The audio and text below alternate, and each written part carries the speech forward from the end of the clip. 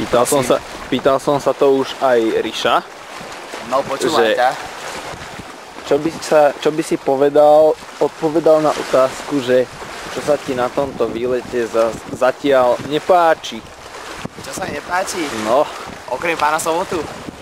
Ale... No však, lebo každý onej, jak zapnem kameru, sa tvári trošku ináč, jak je to v skutočnosti. Ja sa tvárim rovnako. No a preto sa pýtam teraz akože medzi 4 očami, že čo sa ti nelúbi, tak povedz, čo sa ti nelúbi. Mne sa ľúbi všetko zatiaľ. Ja som spokojný. Zatiaľ? Akurát absentuje čo?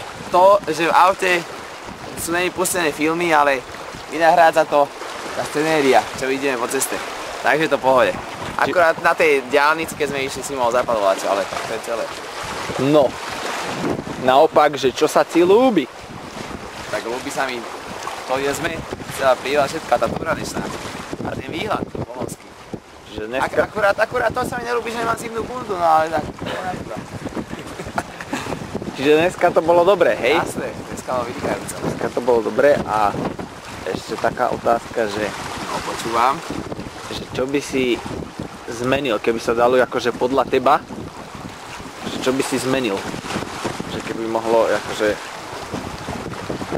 Čo by som zmenil? No. Čo ja neviem, čo by som nič. Ja nevím. Všetko jak má byť. Posledne sa to volalo pod... Á, to sa nemôžeme vidieť na kameru. Nie, kľudne povedz. Ne, ale jasne, všetko je v pohode, ne? Sranda. Všetko môže byť. Jasné, som spokojný. Čiže si zapneme filmíky teraz, hej? Paťo. Čo?